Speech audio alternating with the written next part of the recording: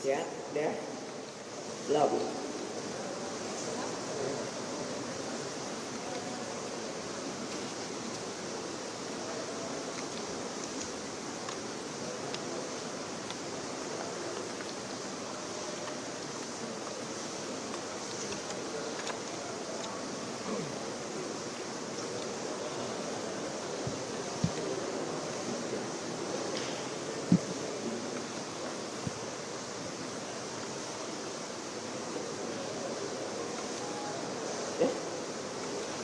Assalamualaikum warahmatullahi wabarakatuh. Selamat sore. Alhamdulillah baru saja saya mengadakan pembicaraan bilateral dengan Perdana Menteri RRT yang mulia Bapak Li Qiang, Perdana Menteri Republik Rakyat Tiongkok. Dalam pertemuan tadi kami membahas berbagai isu terkait kerjasama bilateral kedua negara seperti bidang politik, ekonomi, sosial, budaya, dan tentu saja termasuk kerjasama antar parlemen, dan kami juga membahas situasi politik dan ekonomi global dan regional. Termasuk juga kami membahas terkait dengan bagaimana membuka blokade kemanusiaan yang ada di Gaza, meminta dukungan kepada RRT dan bagaimana agar perang yang ada di wilayah Gaza bisa segera berakhir dengan adanya two-state solution. Dan tentu saja kunjungan beliau ke gedung DPR RI ini merupakan refleksi pemerintahan RRT yang juga memperkuat hubungan dengan rakyat Indonesia yang melalui wakil-wakil rakyatnya yang ada di DPR RI. Dan tahun 2025 ini adalah hubungan diplomatik antara RRT dengan Republik Rakyat Tiongkok, juga sekaligus 70 tahun hubungan atau kerjasama konferensi Asia Afrika antara Indonesia dengan Tiongkok, yang mana pada saat itu Indonesia dan Republik Rakyat Tiongkok bersama-sama ingin membebaskan negara-negara berkembang yang ada di Asia Afrika untuk mendapatkan kemerdekaannya. Jadi hubungan ini sudah berjalan dari dulu, yang mulia Perdana Menteri Li Qiang menyatakan bahwa hubungan itu dimulai dari persahabatan antara yang mulia Mao Zedong dengan Bapak Presiden Soekarno, dan itu berlanjut sampai sekarang. Alhamdulillah, mudah-mudahan hubungan ini bisa semakin baik, semakin erat, dan tentu saja meningkat dari waktu ke waktu untuk kesejahteraan kedua rakyat yang ada di kedua negara. Karenanya saya melihat bahwa kita perlu selalu menjaga hubungan di antara negara-negara yang ada di tingkat regional, juga bukan hanya ASEAN tapi juga yang ada di Asia Tenggara, dan semata-mata adalah untuk menjaga kestabilan di seluruh kawasan dalam mendukung semua situasi yang ada sehingga perdamaian selalu terjadi, sehingga kesejahteraan rakyat bisa selalu berjalan dengan baik. Itu kurang lebih. Ada pertanyaan?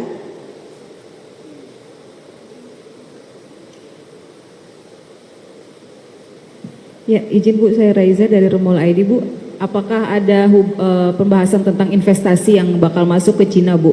Dan satu lagi soal RAPBN 2026 yang kemarin diketok palu di rapat paripurna, targetnya itu 5,8%. Gimana tanggapan dari Ketua DPR RI? Sama sekalian soal efisiensi anggaran yang akan berlanjut tahun depan, Bu, ini gimana? Dan satu lagi, Bu, yang dana parpol akan meningkat 10 kali lipat. Minta tanggapannya mengenai hal itu. Apa aja tadi? 1, 2, 3, 4.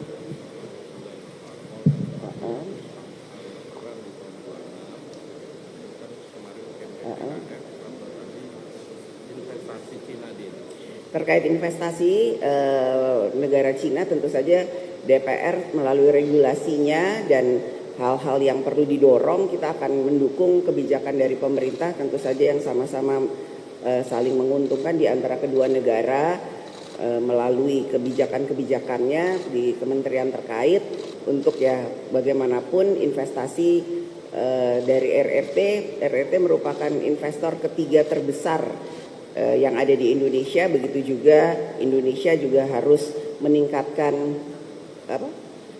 investasinya di sana, juga bagaimana kita meningkatkan people to people contact melalui pendidikan dan pariwisata. Tadi juga disampaikan bagaimana kemudian masyarakat Indonesia dan rakyat Tiongkok untuk lebih banyak datang ke Indonesia, dan masyarakat Indonesia untuk lebih banyak datang ke Tiongkok. Jadi terkait investasi nanti tolong tanya ke eksekutif, tapi yang pasti DPR RI mendukung kebijakan yang akan dilakukan oleh pemerintah melalui kebijakan-kebijakan yang saling menguntungkan di antara kedua belah pihak. Terkait dengan APBN, ya Kem PPKF kemarin sudah diketok, kita akan lihat semua kebijakan baru sudah diketok untuk disampaikan dan akan dibahas pada masa sidang yang akan datang, apa saja program dari pemerintah, kemudian akan dibahas oleh komisi-komisi yang ada di DPR. Kita lihat bagaimana apa yang terbaik bagi rakyat, bagaimana kemudian pengelolaannya oleh pemerintah sesuai dengan akuntabilitas yang ada. Jadi yaitu nanti akhir bulan ini Kementerian Keuangan minggu depan pandangan fraksi, kemudian nanti pemerintah akan memberikan jawabannya kembali terkait dengan pandangan dari semua fraksi. Begitu. Terus apalagi tadi? Dana parpol yang diusulkan itu kan intinya konteksnya adalah supaya jangan ada anti korupsi. Cuman kita harus melihat ke depannya apakah kemudian anggaran APBN-nya mencukupi, apakah kemudian itu memang bisa dilakukan dengan cepat. Ya kita lihat dulu kajiannya seperti apa.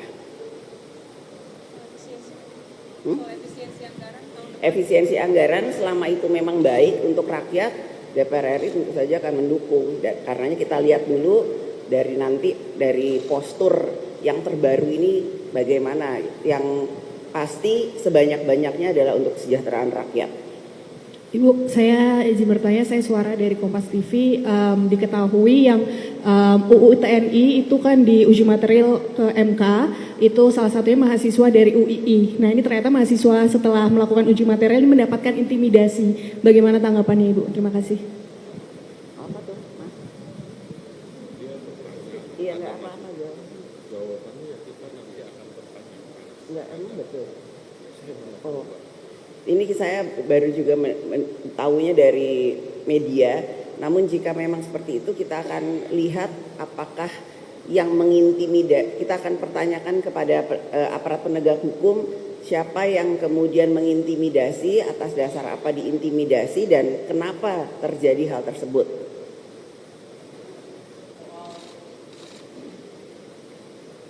Dari antara beberapa waktu lalu kan kantor BMKG diduduki oleh ormas gitu Bu, dan juga menjadi kasus yang menjadi atensi publik beberapa hari belakang. Nah dari pandangan Ibu sebagai Ketua DPR RI, bagaimana memandang ormas-ormas yang mulai menduduki kantor-kantor pemerintahan gitu? Mungkin juga nanti bisa aja DPR RI gitu kan. Bagaimana mungkin Ibu melihat ormas ini, apakah mungkin RUU ormas didorong gitu? Terus yang kedua soal usulan RUU ASN kan 70 tahun. Nah ini pandangan dari DPR RI seperti apa gitu?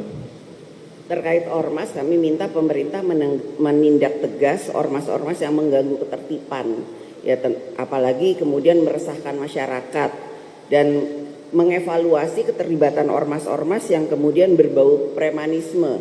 Ya kalau memang kemudian itu berbau premanisme, yang segera bubarkan. Jangan sampai kemudian negara kalah dengan aksi-aksi premanisme, yaitu jadi segera aparat penegak hukum melakukan evaluasi terkait dengan hal tersebut. Kemudian terkait dengan ASN untuk diperpanjang, ya sebaiknya itu dikaji dulu lebih lanjut.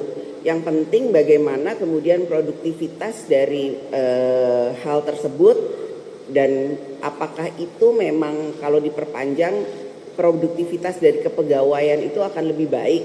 Yang penting itu kan bagaimana kemudian nantinya ASN itu bisa lebih efektif dalam melayani masyarakat. Jadi apakah kajiannya itu sudah ada, dasarnya apa. Satu lagi, jangan kemudian nanti membebani APBN. Itu. Cukup? Ya, terima kasih banyak ya. Terima kasih. Pak, terima kasih sekali lagi ya Pak. Pak Dubes.